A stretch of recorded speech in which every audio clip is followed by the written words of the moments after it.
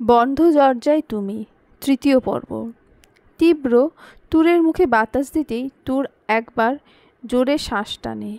তারপর তীব্র ওকে পানি খাওয়ায়। ঠিক তখন তুর আবার তাকে আবঝাভাবে দেখে যে ওকে পানি খাওয়াচ্ছে। তারপর আবার জ্ঞান হারায়। দুর্বলতা ওকে আর সায় দেয় না। কিছুক্ষণ পর ওর শ্বাসের গতি ঠিক হয়ে আসে। তীব্র ওর মুখ আর ঠোঁট থেকে চুল সরিয়ে ওর গায়ে আলতো স্লাইড করে। তীব্র কি করছে ও নিজেও জানে না। ও আবার তুরকে গাড়িতে তুলে এবার শক্ত করে বুকের মাঝে আঁকড়ে ধরে, যাতে একটুও পড়তে না পারে তুর। তবে সবচেয়ে মজার ব্যাপার হলো, তুরের সাথে এত কিছু হয়ে গেছে তার কোনো কিছুই তুরের মনে নেই। কারণ প্রথম দিকে তুর নেশাগ্রস্ত ছিল, আর পরে সেন্সলেস। ও শুধু দুবার দুটি লোককে আবছাভাবে দেখেছে যে তীব্র ছিল। প্রায় মাঝরাতের দিকে বাড়ি ফেরে তীব্র। তীব্রর কথায় বাধ্য হয়ে অনেকটা দ্রুত ড্রাইভ করে আসতে হয়েছে। বাড়ি ফিরে ও তুরকে নিয়ে কি করবে ভেবে পায় না। মেয়েটাকে এনেছে ঠিক আছে, কিন্তু রাখবে কই? এমনটা না যে ওর বাড়িতে কোনো রুম নেই, কিন্তু সেখানে এই মেয়েটাকে কোথায় রাখবে? ঋদ্ধ খুব ভালোভাবেই তীব্রের অসহায় অবস্থা বুঝতে পারল, কিন্তু এই সুযোগ ছাড়া যায় নাকি? তাই অনেকটা অবুঝের মতো বলল, এখন কি হবে স্যার? এই মেয়েটা এখন থাকবে কই? না মানে, আমার বাড়িতে রাখলে তো আমার সমস্যা নেই, কিন্তু আমার গার্লফ্রেন্ড জানতে পারলে ব্রেকআপ, আর বাবা মা জানতে পারলে তো ঘর থেকে বের করে দেবে। নইলে ওকে রাখতে কোনো সমস্যা হতো না। ঋদ্ধ বেশ ভালোই বুঝলো তীব্র রেগে গেছে, আর এটাও বুঝলো তীব্র এটা নিয়ে অজগরের মতো ফোঁস করবে, কিন্তু কিছু বলবে না। এই একটা ব্যাপারে ঋদ্ধ নির্ভয়ে থাকতে পারে যে তীব্র রাগলেও কিছু বলবে না। স্যার, এখন কি করবেন? আচ্ছা, মেয়েটা যে রুমে ছিল সেই রুমে রেখে আসবো? এবার বেশ বিরক্ত হয়ে রাগী কণ্ঠে উত্তর দেয় তীব্র, ওকে নিয়ে তোমাকে না ভাবলেও চলবে। তারপর কোলে তুলে সোজা নিজের রুমে পা বাড়ায়। তুরকে নিয়ে ওর বিছানায় শুইয়ে দেয়। ঋদ্ধ এবার আরও বেশি অবাক হয় যে লোককে কাছে আজ পর্যন্ত হাজার চেষ্টা করেও কোনো মেয়েকে কাছে আনতে পারল না। এমনকি ওর বাড়িতে কোনো মহিলা স্টাফ পর্যন্ত রাখা হয় না, সে কি না এই মেয়েটাকে তার বাড়িতে না তার বেডরুমে নিজের বিছানায় জায়গা দিচ্ছে। কিন্তু কেন? তীব্র তুরকে বিছানায় শুইয়ে ওর পুরো শরীর একবার স্ক্যান করে নেয়। শরীরে লাল লেহেঙ্গা, সাজ দেখে বোঝাই যাচ্ছে বিয়ে বাড়ি থেকে আনা হয়েছে। তীব্র ওকে দেখার জন্য কপালে হাত দিতে গিয়েও থমকে যায়। কিছু একটা ভেবে ঋদ্ধকে বলে উঠল, ডক্টরকে ফোন দিয়ে এই মুহূর্তে আসতে বলো। কিন্তু স্যার, ডক্টর অরুণকে কেন? ঋদ্ধ, ওকে স্যার। তারপর ঋদ্ধ ডক্টর অরুণকে ফোন করে। মাঝরাতে এটা কারোর জন্যই কাম্য নয়, কিন্তু যেহেতু তীব্র ফোন, তাই ডক্টর অরুণ তীব্রের বাড়িতে আসে। ওকে দেখে বোঝাই যাচ্ছে উনি রেগে আছেন। ও সরাসরি তীব্রের রুমে যায়। গিয়ে ঋদ্ধের মতো উনিও নিজের শকড খায় তীব্রের বেডে একটা মেয়েকে আবিষ্কার করে। আর এটা বুঝতে পারল তীব্র কেন তাকে ডেকেছে। ও তুরকে দেখে নিল, তারপর একটা ইঞ্জেকশন পুশ করিয়ে বলল, এর জন্য মাঝরাতে আমাকে হয়রান না করলেও পারতে ঋদ্ধ। আমি নিজেই হয়রান, আপনাকে কি বলবো? তীব্র চুপচাপ এতক্ষণ দাঁড়িয়েছিল, কিন্তু এবার ডক্টর অরুণের কথাই থমকে গেল। আচ্ছা, মেয়েটা কে? দেখে তো মনে হচ্ছে বিয়ের কোণে। অনেক বেশি টানা হ্যাচড়া করা হয়েছে, তাই এই অবস্থা। আর গালে এই দাগগুলো কেন? সেটা আপনার না জানলেও চলবে। যেটা করতে এসেছেন তাই করুন। তীব্র এবার রাগ লাগলো। ও কেন ডেকেছে অরুণকে? তীব্রের কথায় অরুণ স্মিত হাসল। ও হয়তো এমন কিছুই আশা করেছিল। সেটা আপনার পার্সোনাল ব্যাপার। সে যাই হোক, আমার কাজ শেষ, বাকিটা আপনি করে নিতে পারবেন। তীব্র চুপ। আর হ্যাঁ, মেয়েটার ড্রেসটা চেঞ্জ করে মুছিয়ে দিতে হবে, না হলে কিন্তু ঘায়ে ইনফেকশন হয়ে যাবে। সেটা আপনাকে বলে দিতে হবে না আমার। সো আমি কি কাউকে পাঠাবো? তীব্র রাগী চোখে ওর দিকে তাকায়। না মানে, আমার জানা মতে এখানে কোনো মেয়ে থাকে না তাই। এবার তীব্র বেশ কড়া কণ্ঠে বলে উঠল, সেটা আপনার না ভাবলেও চলবে। I will manage. ওর কথায় হালকা হাসল Arun. I know you will manage. তারপর তুরের দিকে তাকিয়ে বাড়ি ফিরে গেলেন। এবার ফ্যাসাদে পড়ল তীব্র। ও ঋদ্ধের দিকে তাকিয়ে ঋদ্ধ বেশ বড়সড় একটা হাই তুলল। এর মানে তীব্রর কাছে স্পষ্ট, স্যার, অরুণ স্যার তো বলল মেয়েটার ড্রেস চেঞ্জ করতে হবে। এখন সেটা কি আমাকে বলবেন? তাহলে আগেই just shut up and get lost. প্রচণ্ড রেগে গেল তীব্র। ছেলেটা অতিরিক্ত করছে এই মেয়েটাকে নিয়ে। ঋদ্ধ রুম থেকে কোনো মতে পালিয়ে বাঁচে। দরজার বাইরে দাঁড়িয়ে ঋদ্ধ বলে, আরে আজব, এই কাজটা করতে বললে তো মানা করতাম না। এবার স্যার তো বললই না, উল্টে বের করে দিল। ওরা রুম থেকে বেরিয়ে যেতেই তীব্র প্রচণ্ড বেগে দরজা আটকে দেয়। তারপর তুরের কাছে যায়। তারপর বিছানার ওপর বসে। তীব্র ওর দিকে বেশ কিছুক্ষণ তাকিয়ে থাকে। ওর গালের দিকে নজর যেতেই দেখে থাপ্পড়ের ছাপ স্পষ্ট। শরীরে বিভিন্ন জায়গায় কেটে গেছে। ওর পায়ের দিকে নজর যেতেই দেখে সেখানে পুরো কাপড় রক্তে শুকিয়ে গেছে। 3 দিন আগে কাপড় চেঞ্জ করে শরীর না মুছলে ইনফেকশন হয়ে যাবে। তীব্রের প্রথমে খুব হেজিটেট লাগছিল, কিন্তু কি মনে করে পানি আর টাওয়েল নিয়ে এলো। ওর একটা কথাই মনে হলো, দায়িত্বের চেয়ে বড় কিছু না, আর জীবনের চেয়ে বেশি কিছু না। তারপর লাইটটা নিভিয়ে দিল তীব্র। তুরের শরীর মুছিয়ে ওর একটা লম্বা সাদা শার্ট তুরের গায়ে জড়িয়ে দিল। ওর মাথার চুলগুলো খুলে মাথা ধুইয়ে মুছে দিল। তারপর ঘুমন্ত তুরকে ঘুমের মধ্যেই স্যুপ খাওয়ালো। নিজের কাজ শেষ করে তুরের মাথার কাছে বসে তুরের মাথায় হাত দেয় তীব্র। ভেজা লম্বা চুলগুলো বালিশে ছড়িয়ে রাখে। তারপর তুরের মুখের খুব কাছে যায়। ঘুমন্ত তুরকে জিজ্ঞেস করে, এই মেয়ে, কী করেছো তুমি? যেখানে তোমাকে শাস্তি দেওয়ার কথা সেখানে আমি তোমার সেবা করছি। অন্যায় জানা সত্ত্বেও কেন তোমার থেকে নিজেকে দূরে রাখতে পারছি না? কেন টানছো আমাকে? এই জন্যই কি এত কিছুর পর কোনো কিছুই শেষ হয়নি, বরং নতুন করে শুরু হচ্ছে? তীব্র আর কিছু না বলে সোফায় গিয়ে শুয়ে পড়ে। বুকের মধ্যে একটা বালিশ রেখে বিছানায় শুয়ে থাকা তুরকে দেখতে থাকে আর ভাবে, কি হতে কি হয়ে গেল। মেয়েটাকে নিয়ে এসেছিল কষ্ট দিতে, উল্টে এখন তার সেবা করতে হচ্ছে। সকালে ঘুম থেকে উঠে তীব্র তুরকে কাছে যায়। ওকে ঘুমিয়ে থাকতে দেখে তীব্র একটা দীর্ঘশ্বাস ছাড়ে। সারা রাত একটুও ঘুমোতে পারেনি সোফায়। অন্য রুমেও শুতে পারে না। আর তুরকে অন্য রুমেও শিফট করার ইচ্ছেটা জাগেনি সারাদিনে এত ক্লান্তির পর। তারপর তীব্র ফ্রেশ হতে চলে যায়। তীব্র একটা ট্রাউজার আর গলায় টাওয়েল পেঁচিয়ে বেরিয়ে আসে। ফিরে এসে টি টেবিলে ব্ল্যাক কফিটা তুলে সিপ দিতেই টিভি অন করে। তখন গতকাল রাতের ব্রেকিং নিউজ দেখতে পায় যে অজানা সবাইকে বাঁচিয়েছে, তাকে সবাই দোয়া দিচ্ছে। নিউজটা দেখে বাঁকা ঠোঁটে হাসে তীব্র। তারপর কার কাছে একটা ফোন দেয়। মেয়েগুলোর অবস্থা কি? স্যার, আপনার কথা মতো সব মেয়েদের পুলিশের ওপর না ছেড়ে আমরা নিজের দায়িত্বে ওদের বাড়ি পৌঁছানো দেখব। গুড, সব মেয়েদের বাড়ি পৌঁছে আমাকে জানাবে। তারপর ফোনটা কেটে তীব্র কফি হাতে তুরের কাছে যায়। কফিটা পাশের টেবিলে রেখে তুরের দুপাশে হাত দেয়, যাতে তীব্রের ভেজা চুলের পানি তুরের মুখে পড়ে। তা দেখে তীব্র আরেকটু চুলগুলো ঝাড়া দেয়, যাতে তুরের মুখে পানি পড়ে। কিন্তু তুরের ঘুম ভাঙে না। তাই তীব্র ওর বাঁ হাত দিয়ে মুখের উড়ে আসা চুলগুলো তুরের কানের পেছনে গুজে দেয়। প্রথম কোনো মেয়ের এতটা কাছে তীব্র, কিন্তু কোনো খারাপ লাগা নেই।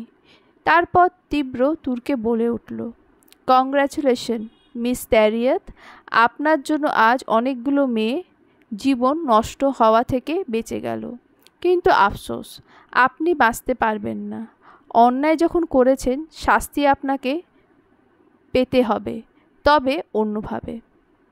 সত্যি বলছি ও, মেয়েদের মাঝে অদ্ভুত মায়া থাকে, আর তোমার মাঝে তা হয়তো একটু বেশি। না হলে এত কিছুর পর কেউ এই চেহারাটা দেখতে চায়? আমিও দেখতে চাই কি আছে এই নিষ্পাপ চেহারার মাঝে। তারপর তুরের একদম কাছে চলে যায় তীব্র। ওর আঙুল দিয়ে তুরের কপাল থেকে নাক বরাবর টেনে বুড়ো আঙুল দিয়ে ঠোঁট স্পর্শ করে। তখনই রুমের দরজায় নক পড়ে, আর তীব্র ওকে ছেড়ে উঠে দাঁড়ায়। গায়ে একটা শার্ট জড়িয়ে ভেতরে ডাকে, ম্যানেজার এসেছে, ফাইল সব কিছু কমপ্লিট হয়েছে যা দিয়েছে। জি স্যার। তারপর উনি ওনাখানেই দাঁড়িয়ে রইলেন। তীব্র বুঝতে পারল উনি কিছু বলতে চায়। যা বলার বলে ফেলুন। স্যার, আমি ঋদ্ধের কাছে সবটা শুনেছি। আপনি কতটা রিস্ক নিয়ে মেয়েটাকে বাঁচিয়েছেন। হ্যাঁ তো, তাহলে এই মেয়েটাকে তো ওদের মতো সবাইকে যখন বাড়ি পৌঁছে দিয়েছেন, তাহলে এই মেয়েটাকে এখন এখানে রেখে কি করবেন? ওকে বাসায় দিয়ে আসলেই তো হতো। ম্যানেজারের কথায় তীব্রের চোখ মুখ শক্ত হয়ে এলো। উনি বুঝলেন তীব্র রেগে গেছে। এই মেয়েটা কি আপনার? না, ওর সাথে আপনার কোনো সম্পর্ক আছে। সোজাভাবে দাঁড়িয়ে তীব্র কথাটা বলল। না মানে, আপনি তো ওদের হাতে ওকে তুলে দেবেন না, তাই বলছিলাম। আমি আপনার কাছ থেকে শুনতে চেয়েছি? চাইনি তো। ফ্রিতে অ্যাডভাইস দেওয়া বন্ধ করুন। আপনাকে যার জন্য মাইনে দেওয়া হয় শুধু তাই করুন। তখনই ঋদ্ধের প্রবেশ। স্যার, ট্যারিয়েতের বাবা মা পাগলের মতো ওকে খুঁজছে, পুলিশও খুঁজছে, কিন্তু কিনারা করতে পারছে না। যাতে না পারে তার ব্যবস্থাই করছি। কিন্তু স্যার, আপনি মেয়েটাকে এখনও রেখেছেন কেন? আপনি মেয়েটাকে খারাপ কোথাও দেবেন বলে তো মনে হয় না। তোমাদের দুজনের দেখছি ওকে নিয়ে বেশি চিন্তা। ওকে বলছি, এখনও মেয়েটাকে কি করব তা ভাবিনি। শুধু এটুকু জানি মেয়েটা ওর বাড়ি ফিরছে না। তাহলে ওই মেয়েটাকে বাঁচাতে গেলেন কেন? আর ওর জন্য এতগুলো মেয়েকে বাঁচালেন কেন? ম্যানেজার বলে উঠল। কারণটা খুব সিম্পল। ওই মেয়েগুলোকে বাঁচানো আমার দায়িত্ব ছিল, আর এই মেয়েটাকে ওদের হাতে তুলে দেওয়া আমার ভুল ছিল। কারণ ও আমার শিকার, তাই ওকে শাস্তি দেওয়ার অধিকারও আমার। ওর সাথে যা করার তা আমি করব। কিন্তু এই নিয়ে আমি আর কোনো কথা বলতে চাই না। মেয়েটার টপিক আজ থেকে তোমাদের মুখে যেন না শুনি, তাহলে কিন্তু মেয়েটার চেয়েও খারাপ অবস্থা হবে তোমাদের। Okay sir.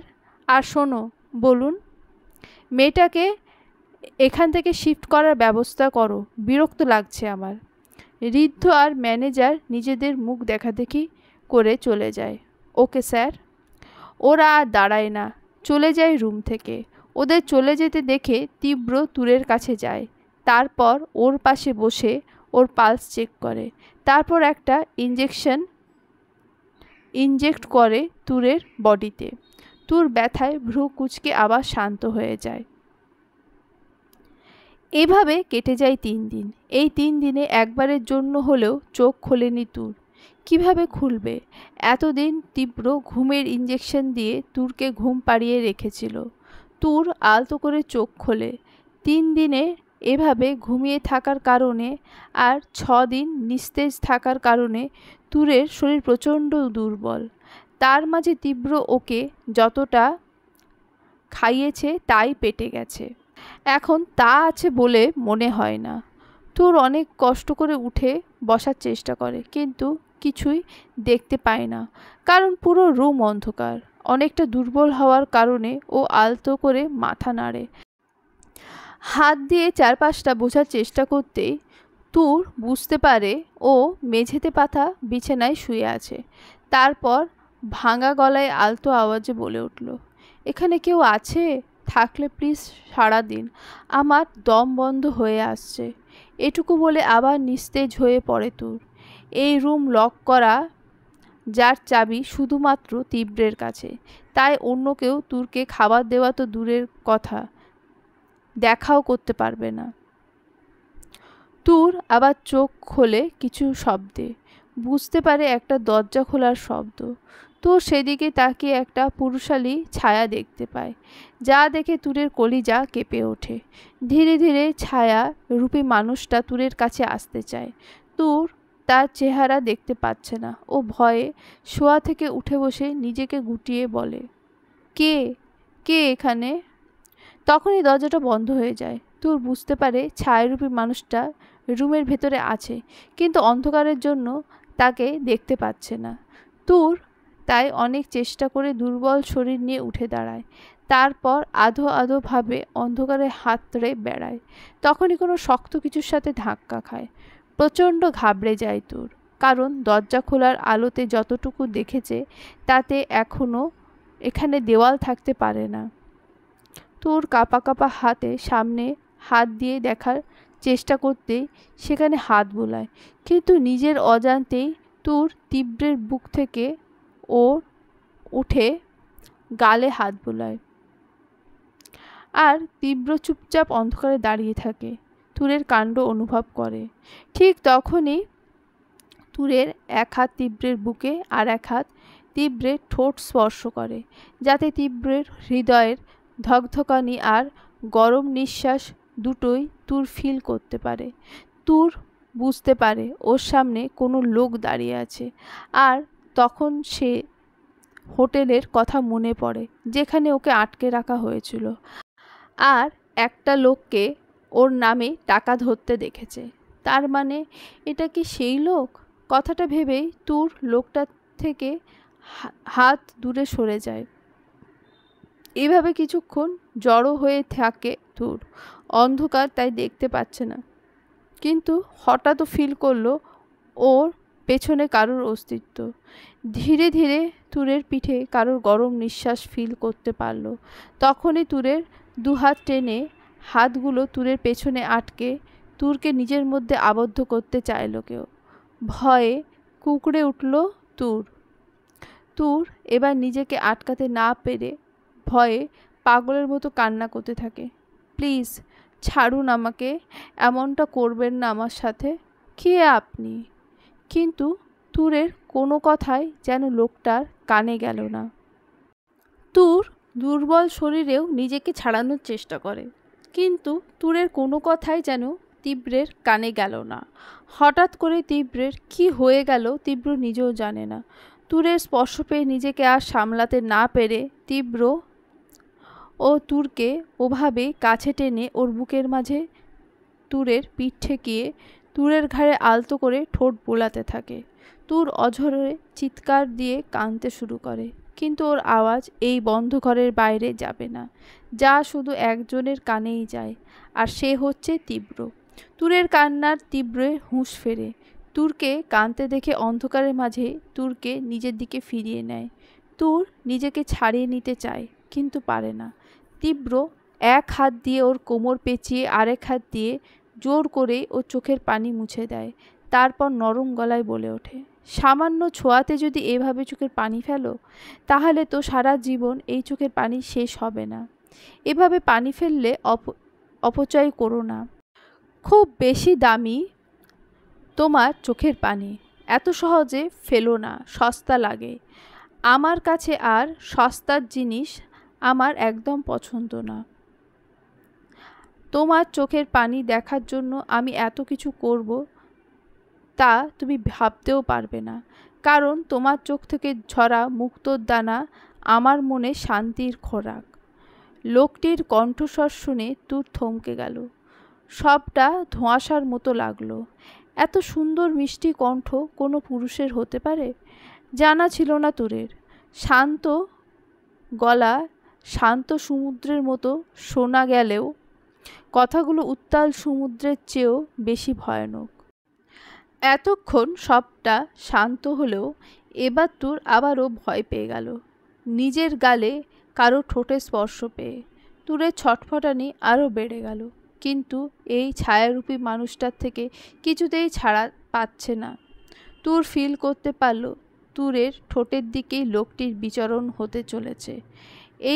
এটাও বুঝতে পারল এই দুর্বল শরীর নিয়ে ও চাইলেও কিছু করতে পারবে না। তবুও নিজের শেষ চেষ্টা দিয়ে ট্রাই করলো নিজেকে ছাড়ানোর, কিন্তু কোনো লাভ হলো না। তুরের হিচকি উঠে কান্নার বেগ বেড়ে গেল, কিন্তু শব্দ হলো না। লোকটির গরম শ্বাস তুরের ঠোঁটে। তুর হাল ছেড়ে ভাগ্যের কাছে নিজেকে সমর্পণ করতেই হঠাৎ মোবাইলের রিংটোন বেজে উঠল। হ্যাঁ, ওই লোকটির মোবাইলের রিংটোন।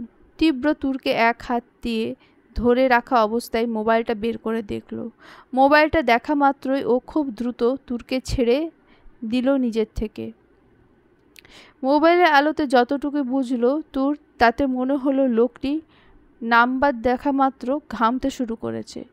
লোকটি নিজের চোখ মুখ মুছে খুব উত্তেজিত হয়ে কলটা ধরে জিজ্ঞেস করলো, কি হয়েছে? স্যার, তাড়াতাড়ি হাসপাতালে চলে আসুন, ওনার অবস্থা ভালো না। কথাটা শুনে লোকটার কণ্ঠে অদ্ভুত এক ভয় শুনতে পাই তুর। আমি এখনই আসছি। মোবাইলটা কেটে লোকটা একটা ঘুষি মারে দেওয়ালে। বোঝাই যাচ্ছে এটা দেওয়ালে লেগেছে, তাই এমন ধুম করে শব্দ হচ্ছে। এবার তীব্র চোখ মুখ শক্ত হয়ে আসে। এতক্ষণও তুরকে ভয় দেখানোর জন্য কাজগুলো করলেও এবারও রেগে গেছে। তুরের নিঃশ্বাসের শব্দতেই তীব্র বুঝতে পারল ও কোথায়। তীব্র গিয়ে ওর চুলগুলো নিজের মুঠোয় প্রচণ্ড জোরে চেপে ধরল। ব্যথায় তুর ছটফট করছে, কিন্তু কিছু বলতে পারল না। শুধু বুঝল লোকটির রাগান্বিত নিঃশ্বাস তুরের মুখে পড়ছে। তোকে আমি ছাড়ব না। তোর জন্য যা হয়েছে তার সবটা মূল্য তোকে দিতে হবে। ওর যদি কিছু হয় তাহলে। ছাড়ুন, লাগছে আমার। তীব্র কিছু বলতে গিয়েও বলল না, শুধু এটাই বলল, ব্যথা কাকে বলে আর কষ্ট কি এবার তুই বুঝবি। তুরকে খুব জোরে ধাক্কা মেরে বেরিয়ে যায় তীব্র। তীব্রের ধাক্কায় অন্ধকারে দেওয়ালের সাথে বাড়ি খায় তুর। তীব্র দরজা খুলে বেরোনোর সময় হালকা আলো বের হলেও যাওয়ার পর সবটা অন্ধকার হয়ে যায়। আর তুর লোকটার কথা আগা মাথা না বুঝতে পেরে ওখানে মুখ গুজে কাঁদতে থাকে। তীব্র হসপিটালের জন্য বেরিয়ে যাওয়ার পর তুর অন্ধকারে ওখানে কাঁদতে থাকে। খুব ভয় পায় অন্ধকারে, কিন্তু এখন ওর জীবন থেকে যেন অন্ধকার শেষই হচ্ছে না। আচ্ছা, তুমি কি কোনো দিন আমাকে একটু বিশ্বাস করতে পারো না নাকি? আমি কি বলছি বিশ্বাস করি না? তুমি সেদিন রাতে কই ছিলা বললে না তো? হানিমুন করতে গেছিলাম, বিড়বিড় করে। আরে সোনা, কাজে গেছিলাম। কি এমন কাজ যে রাতেও ফোন ধরতে পারো না? দেখো ঋদ্ধ, তুমি কোথায় ছিলে যদি না বলো তাহলে কিন্তু ব্রেকআপ। এই না না, জান, মান, বেবি, সোনা, আপদ বিপদ সব তুমি এমন কথা বলো না। আপদ বিপদ মানে? হাই হাই, কি বললাম? আপদ বিপদ মানে দুঃখ কষ্টের সাথী। চুপ করো মিথ্যু। এই জান, না শোনো, আমরা যা কেটে গেল। তারপর ফোন কেটে দেয় আর ঋদ্ধ মাথায় হাত দেয়। ওরে, কেউ থাকলে আমারে মারো, মারো, মুঝে মারো। আমি কার সাথে প্রেম করি? শালা, এই স্যারের চাকরি করতে গেলে গার্লফ্রেন্ড থাকে না, আর চাকরি গেলে গার্লফ্রেন্ড আর বউ হবে না। আর যদি একটা বউ হয় তাহলে আমি থাকবো না। এখন আমি কি করতাম? শালার এই সন্দেহবাদী গার্লফ্রেন্ডের সাথে প্রেম করা যায়? 24 ঘন্টায় 48 বার সন্দেহ, আর 3 বার করে ব্রেকআপ। মন চায় সন্ন্যাস নিয়ে নিই, যত সব ব্রেকআপ বলি। তারপর আশেপাশে দেখে নিজের চুলগুলো ঠিক করে নিজের বাড়ি ফেরে ঋদ্ধ। ওদিকে মাঝরাতের দিকে হাসপাতাল থেকে বাড়ি ফেরে তীব্র। তীব্রের চোখে রক্ত জমে আছে। ও হাসপাতালে রাতে থাকতে চেয়েছিল, কিন্তু পারেনি।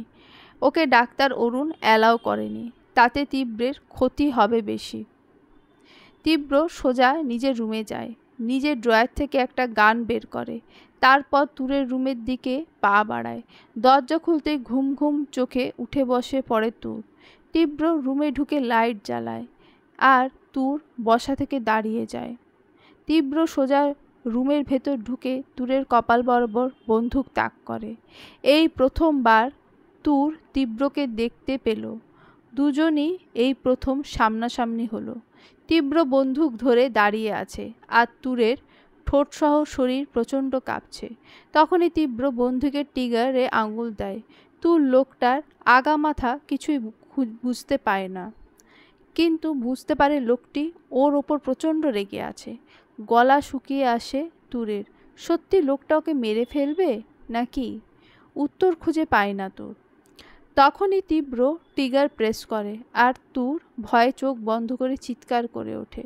কিন্তু কিছুক্ষণ পর যখন কোনো কিছুর আভাস পায় না, তখন চেয়ে দেখে ওই লোকটি দেওয়ালে পিঠ ঠেকিয়ে এক পায়ে দাঁড়িয়ে আছে, বন্দুকটা নিজের কপালে সাইড করতে করতে।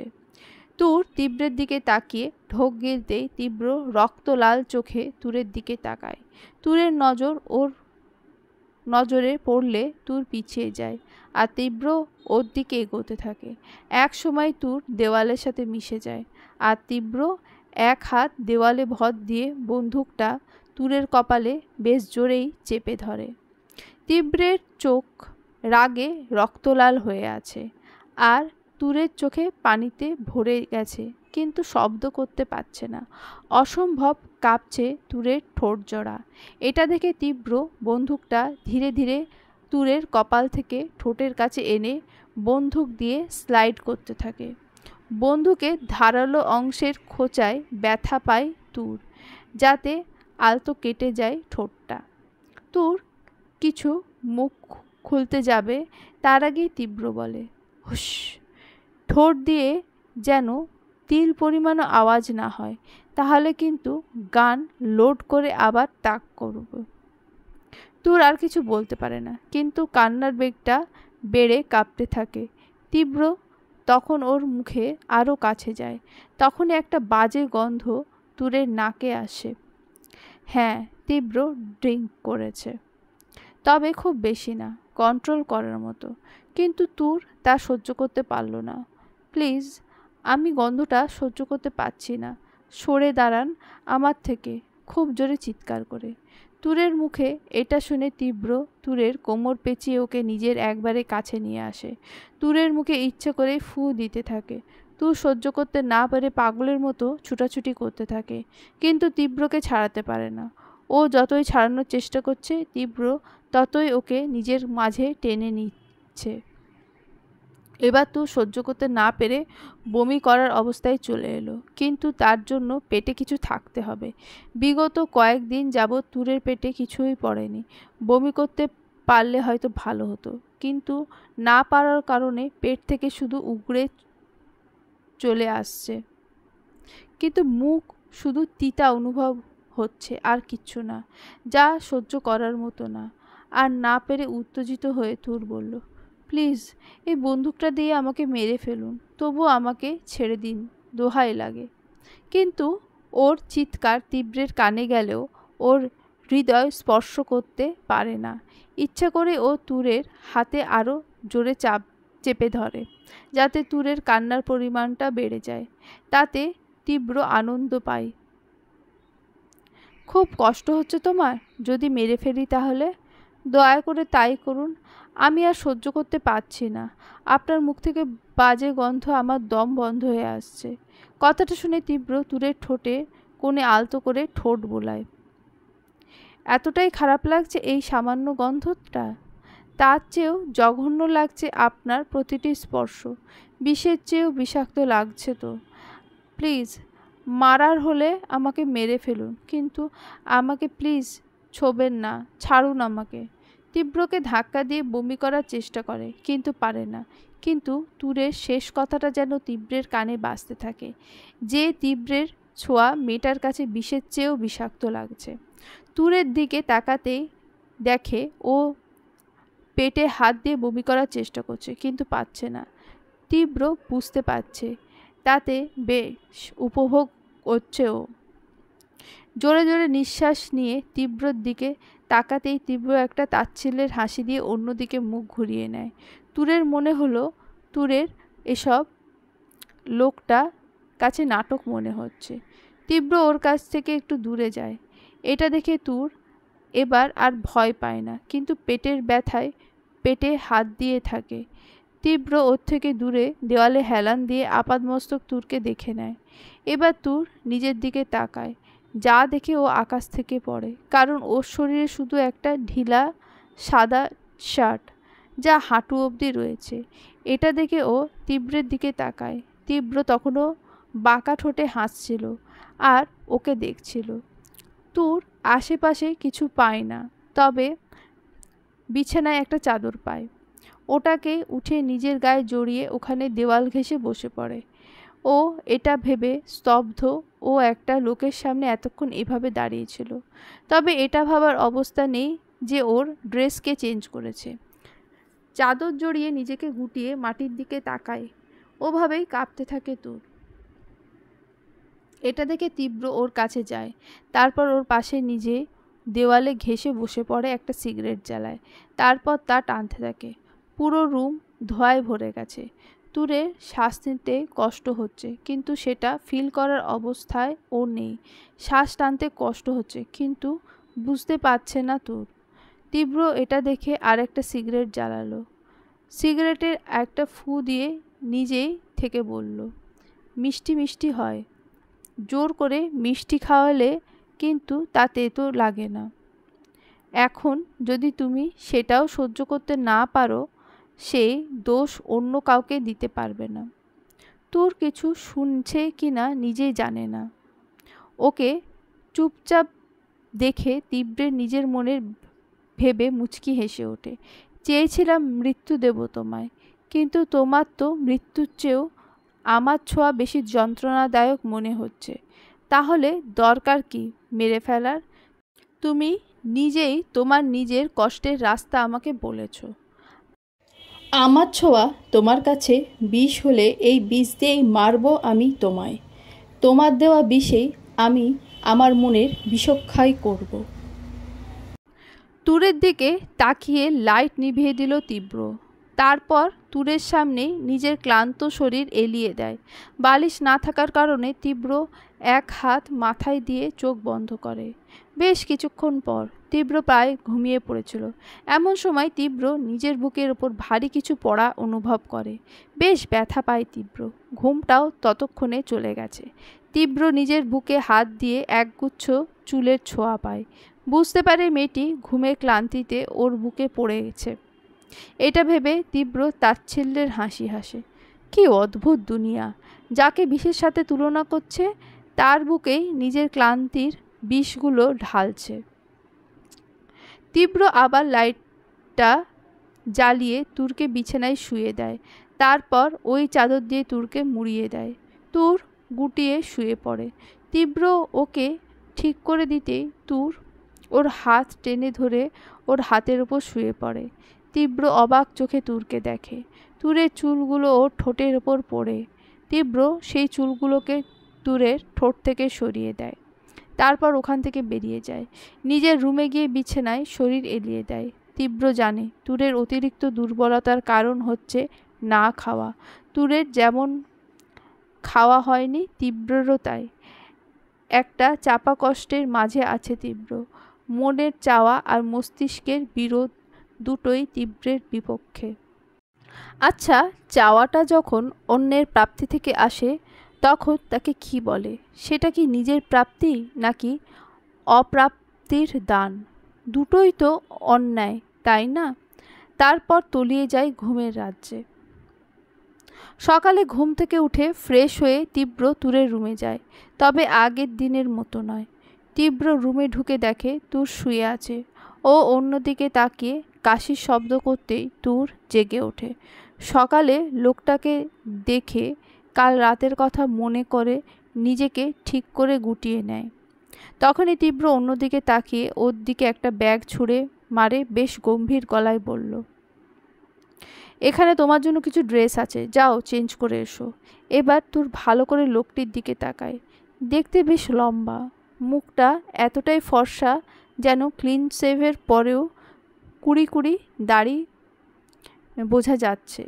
লোক কালো শার্ট, যার ওপরের বোতামগুলো খোলা, বুকের অংশটা স্পষ্ট দেখা যাচ্ছে। হাতে ব্র্যান্ডেড ঘড়ি, চুলগুলো জেল দিয়ে সেট করা, পুরো ফ্রেশ লাগছে লোকটাকে। এরকম লোক খুব কম দেখেছে তুর। এরকম লোক যাই হোক কিডন্যাপার তো হতে পারে না। তাহলে কে লোকটা? তুর এসব ভাবতে ভাবতে বলে উঠল, আপনি কে? কেনই বা আমাকে এখানে আটকে রেখেছেন? তীব্র বেশ গম্ভীরভাবে উত্তর দিল, আগে চেঞ্জ করে নাও, তাহলে আমার উত্তর দিতে আর তোমার নিতে দুজনেরই সুবিধা। তুর আর কিছু বলল না। ও উঠে দাঁড়ালো চাদর গায়ে দিয়ে। প্রচণ্ড কাঁপছে শরীর। তখন তীব্র তুরের কাছে যায়। এটা দেখে তুর ভয় পেয়ে যায়, কিন্তু তুরকে অবাক করে দিয়ে তীব্র ওর গায়ের চাদরটা উঠিয়ে ওর কাঁধে ভালো করে দিয়ে দেয়। ওদিকটা ফাঁকা ছিল, তা তুর খেয়াল করেনি। বাথরুমটা ওদিকে। তুর আর কোনো কথা না বলে ওদিকে পা বাড়ায়। কালকে রাতের সাথে আজকে লোকটার কোনো মিল খুঁজে পাচ্ছে না তোর। কালকে লোকটাকে যতটা ভয়ঙ্কর লাগছিল, আজ ততটাই শান্ত মনে হচ্ছে। কিন্তু কি চায় লোকটা? শপিং ব্যাগ খুলতে দেখে কিছু সফট কাপড়ের 3 পিস, কয়েকটা লং টপস, সাথে ওড়না। ড্রেসগুলো দেখে ভরসা পেল তুর। সবই মার্জিত ড্রেস। তুর একটা 3 পিস পরে বেরিয়ে এলো। এসে দেখে লোকটি ওর জন্য ট্রেতে কিছু ফল আর জুস নিয়ে এসেছে। এই বাড়িতে কোনো মেয়ে নেই, তাই তুরের রুমে বাইরের কেউ অ্যালাউ না। এমনকি তুরের সব কাজ তীব্র নিজে হাতে করে। এই রুমের দিকে কেউ নজর দেবে না। এখানে যাই হোক, একদিকে কেউ আসবে না। তীব্রের কড়া নির্দেশ। তুরকে ফিরতে দেখে তীব্র বলে উঠল, যেহেতু কয়েকদিন যাবৎ ভারী খাবার খাওনি, তাই এই ফলগুলো আর জুস খেয়ে নাও। আমি এসে যেন দেখি সবটা কমপ্লিট। তীব্র চলে যাওয়ার সময় তুর বলে উঠল, আমি খাবো না। কথাটা যেন তীব্রের পছন্দ হলো না, কিন্তু কিছু বলল না, শুধু তাচ্ছিল্যের একটা হাসি দিয়ে বলল, আমার দেওয়া বলে যদি মনে করেন তাই। তীব্র এবার তুরের দিকে তাকায়, তারপরে বলে, আমার দেওয়া কাপড় শরীরে জড়াতে পারলে, কিন্তু আমার দেওয়া খাবার খেতে পাচ্ছ না? তুর চুপ করে রইল। এর কোনো উত্তর নেই ওর কাছে। ও নীরবতায় তীব্র বলে উঠল, তুমি আমার কাছে যখন আছো, তোমাকে খাবার দেওয়া আমার দায়িত্ব, কারণ আমি কাউকে না খাইয়ে মারতে চাই না। এখন খাওয়া না খাওয়া তোমার ব্যাপার, আমি শুধু আমার কর্তব্য করছি। তীব্রের এমন কথায় তুর বেশ অবাক হয়।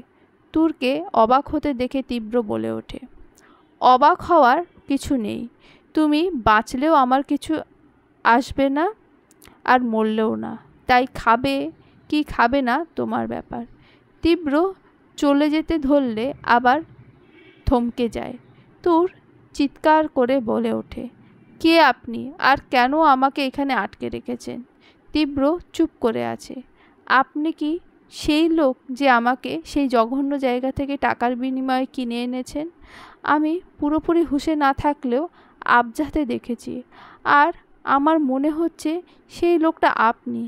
কেন এনেছেন এখানে?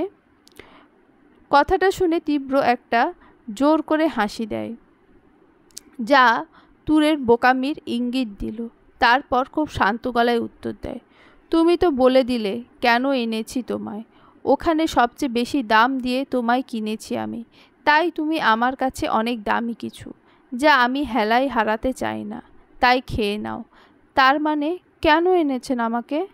ওরকম একটা জায়গা থেকে কেন তোমাকে এনেছি তা বোঝার জন্য তুমি যথেষ্ট বড়। তীব্র আর কিছু না বলে বেরিয়ে যায়, আর তুর ওখানেই বসে পড়ে। কি বলে গেল লোকটা?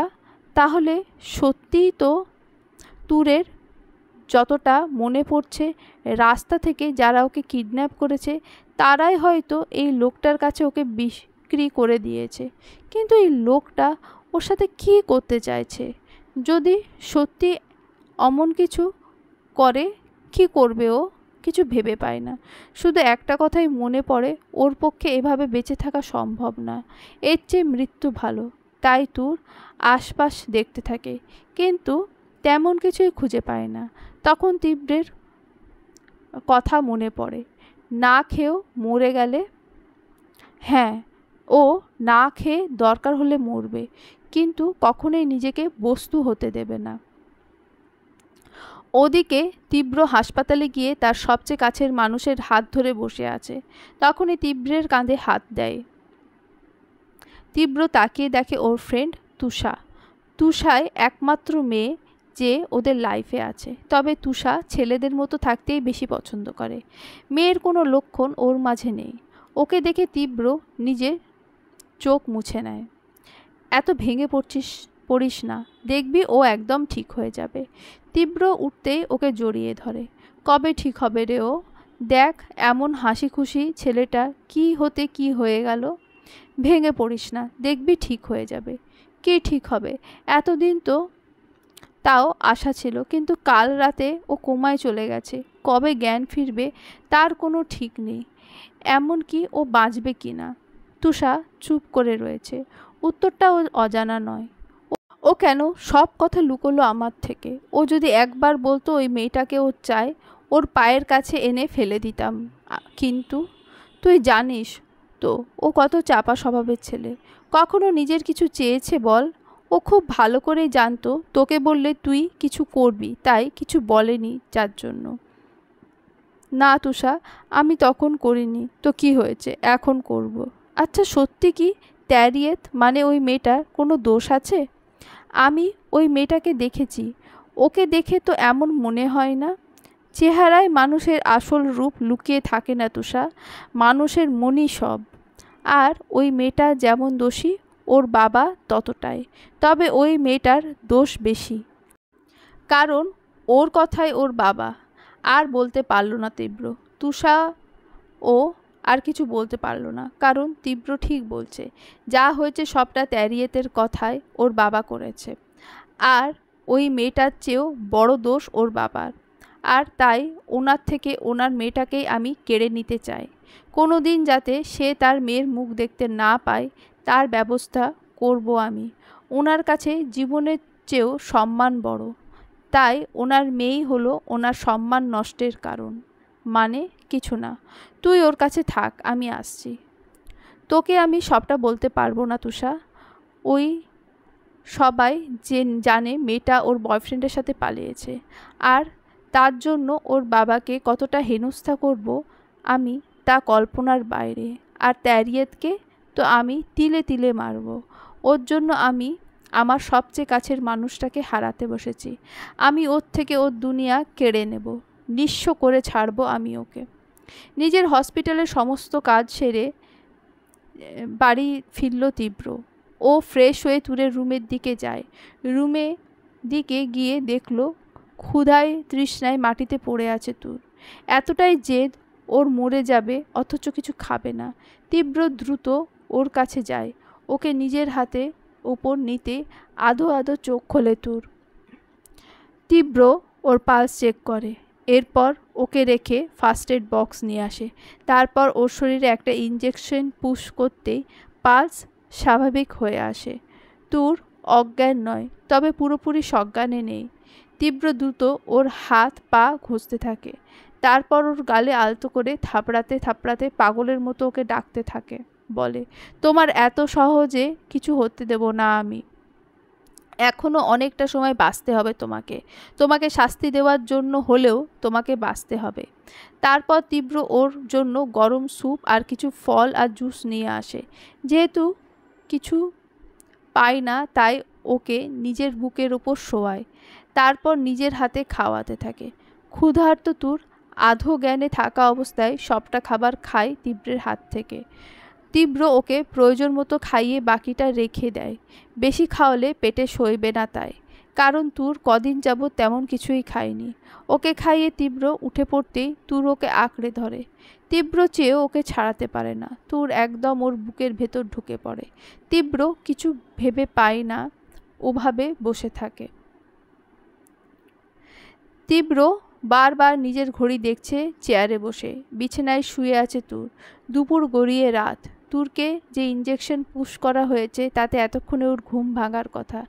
এই সব ভাবতে ভাবতে তুরের ঘুম ভেঙে যায়। ও আধো আধো চোখ খুলে তাকায়। আগের চেয়ে অনেকটা ভালো লাগছে ওর। ও পাশ ফিরতেই দেখে তখনকার লোকটা ওর দিকেই তাকিয়ে আছে। তুর দ্রুত ওকে দেখে উঠে বসে।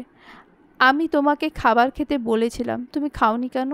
তুর তীব্রের এমন কথায় বেশ কড়া গলায় উত্তর দেয়।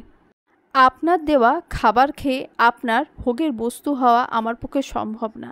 এর চেয়ে না খেয়ে মরে যাওয়াই ভালো। এবার তীব্রের চোখ মুখ শক্ত হয়ে আসে। মৃত্যুটাকে খুব সহজ মনে হয় তোমার কাছে? কিছু যন্ত্রণা মৃত্যুর চেয়েও খারাপ, যা আমি চাই না, তাই নাকি? ঠিক তাই। আমার উল্টো কথা একদম ভালো লাগে না, তাই যা বলছি তাই চুপচাপ শোনো। আমি আপনার দাসী নই। তীব্র রাগটা যেন আরও বেড়ে যায়। এইটুকু মেয়ে আর তেজ এতটা? ছুট করল না।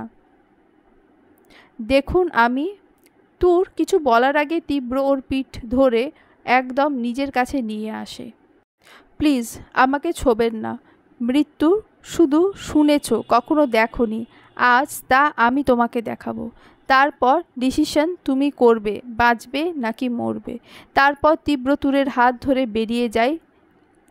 বাড়িতে কেউ নেই আজ। তীব্র তুরকে ডাইনিংয়ে নিয়ে মেঝেতে ছুঁড়ে মারে। তারপর একটা শিশি হাতে নিয়ে সোফায় বসে।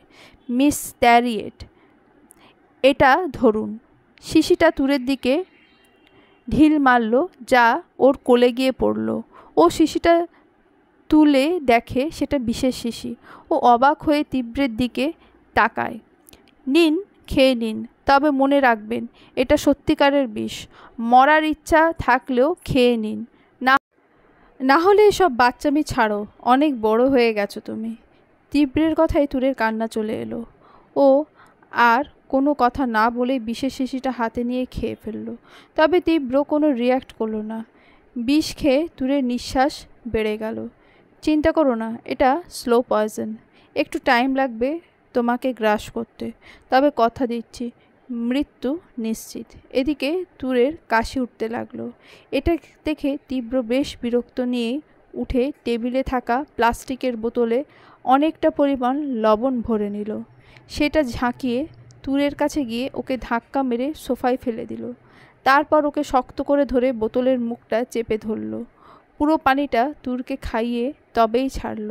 লবণ পানি খেয়ে মুহূর্তে তুর বমি করে পুরোটা উগলে দিল। মৃত্যু এতটা সহজলভ্য নয় যে চাইলেই পাবে।